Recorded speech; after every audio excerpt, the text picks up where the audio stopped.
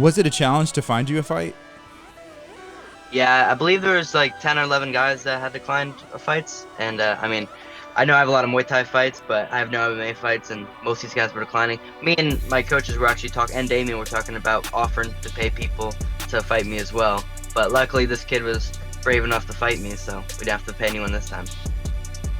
What's up? This is Gardy with Clear Life Media, Clear Life Combat. I have Jackson Glass. He's zooming in. We're going to find out everything that he has going on. Hey, what's up, Jackson? How's it going? Hey, what's up, bro? Good to see you. Good to see you. So, what are you doing right now? Right now, I just got done training, did a little bit of cardio this morning. Just ate some food. Weigh-ins are tomorrow.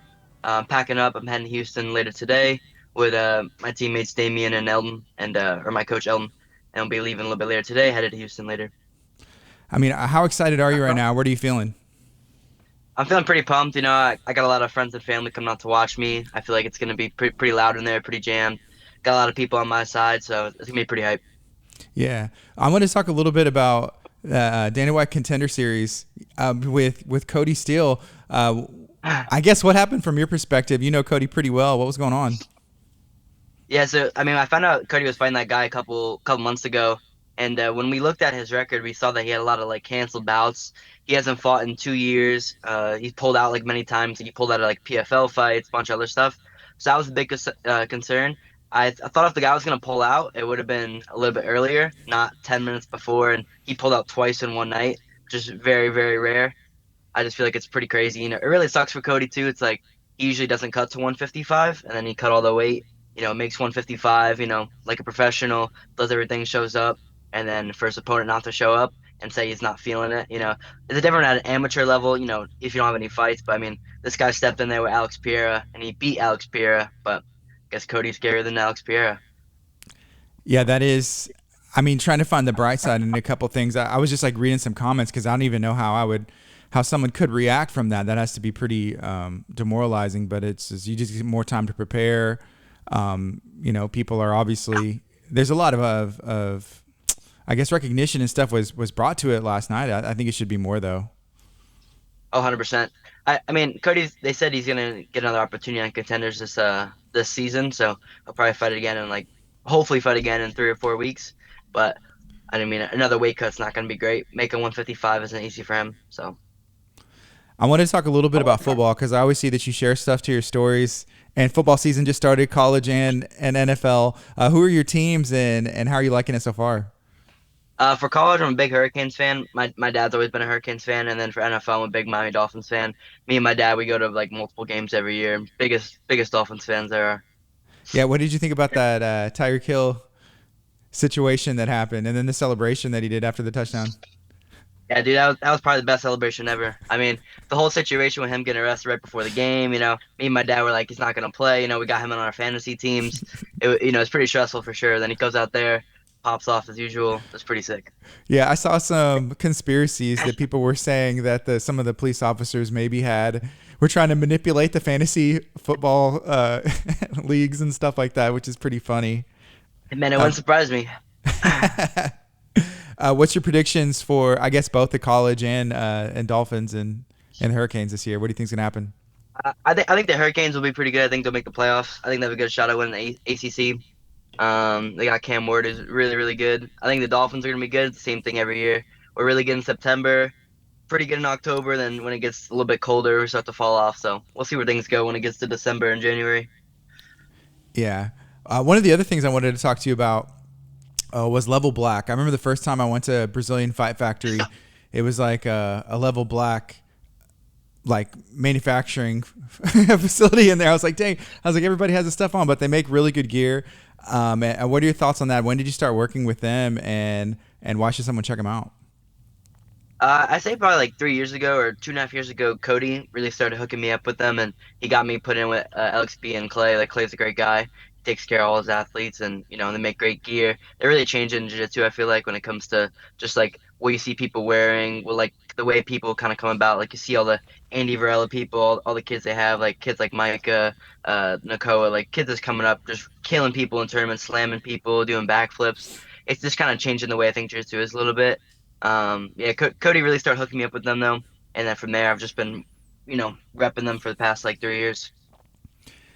Yeah, and even the camaraderie between the athletes, I feel like that's a pretty cool thing. Just like cross training or like not even really meeting somebody until you do. How's that been? Yeah, I mean the cross training is great. I think the it just brings people closer together. It's like you see someone wearing that kind of stuff, you're like, oh, all right. You get a vibe for what some. I feel like it's different when you see someone wearing like other type of gear. When you see someone wearing LXB, you kind of get an idea of what they are a little bit more. Yeah, that's cool. I like it. Um, going into the fight, you said weigh-ins are tomorrow. Where's your headspace at, and how are you feeling? I feel great. Weight cuts hasn't been the easiest, but that'll be good. I'm not too far off on weight. Just worried about not even worried about making weight. I mean, I know I'm gonna make it. Not too stressed. Just making weight, recover, be ready for Friday night. Gonna put on a show. First round finish. That's all that's on my mind right now. First round finish, you can you keep it standing and show it off? Are you going for the submission or any predictions or how's that? I think this one's gonna be a finish on the feet. Yeah, finish on the feet for sure. Hmm. What kind of things has your coach been? I guess information. Damian Anderson. I know he's. Well, I want to talk about him too because he has some crazy things where he's just like offering people money, like please fight me. One of Yeah. these things that nobody wants to. But what kind of advice from your teammates and your coach have they been giving you, and how helpful has that been?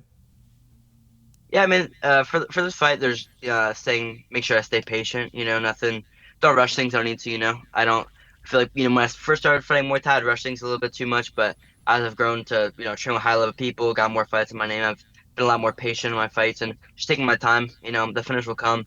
I believe in my skills. There's nothing this kid's gonna show me I haven't seen before. I sparred super high level guys, Andre Feely, Marab, Song Yudong. What UFC champ level contender guys. So I'm not worried about this. This guy's not going to show me anything I haven't seen. I don't think anything's going to catch me off guard. He might shoot a little bit. I mean, I train with the highest level grapplers. I train with guys like Damien, Ethan Krellenstein, the Tackett brothers. Like, there's nothing that he's going to bring to me that I haven't seen. Was it a challenge to find you a fight? Yeah, I believe there was like 10 or 11 guys that had declined fights. And I mean, I know I have a lot of Muay Thai fights, but I have no MMA fights, and most of these guys were declining. Me and my coaches were actually talking, and Damien were talking about offering to pay people to fight me as well. But luckily, this kid was brave enough to fight me, so we didn't have to pay anyone this time. Does that? I mean, for him to be able to step into this situation, I mean, do you have to give him some kind of respect just for accepting the fight? When others haven't, right? Well, for sure. I mean, you got to respect anyone that steps in there. Like, I mean, the guy last night that was gonna fight Cody, he's got no respect, right? He didn't step in there. If he would have stepped in there with Cody, for sure, he's got my respect. But that guy didn't step in there. No respect for him. But anyone that's willing to step in the cage and fight and risk their life to do this stuff, you got to give them respect. At the end of the day, this is martial art. You know, it's not easy, right? Not everyone steps in there and risks their life and to fight. So definitely give him some respect. Yeah, touching on Damian Anderson, he's 3-0, right?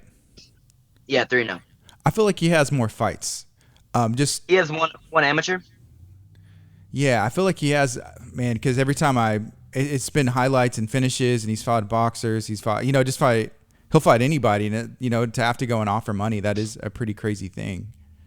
Yeah, no, it's pretty crazy. And his last guy he fought was a really good Muay Thai guy. The guy was like 6'2", probably 145. Insane. He made that weight. Damien out there shut him down the striking. This guy's a pro Muay Thai guy, and I mean Damien, was the clear winner on the feet.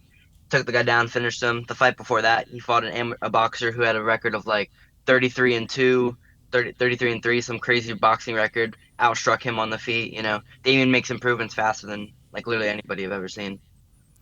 So after your fight, do you have any big plans? Are you gonna take a break, or just get back into training, or eat some good food, or what are you doing? Definitely after I fight, definitely need some good food on the weekend.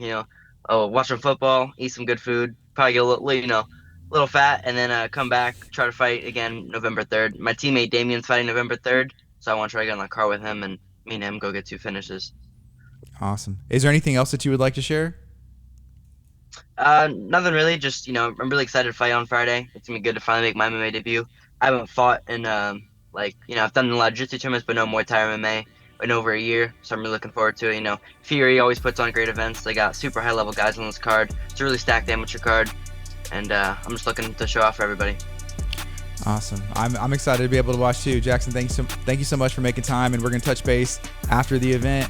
Sometime obviously let you get your rest in, eat all the good food that you want, and then we'll talk again. Does that sound good? Yes, sir. Thank you. Have a good day, bro. Awesome. This is Gardy with Clear Life Combat. Y'all be blessed.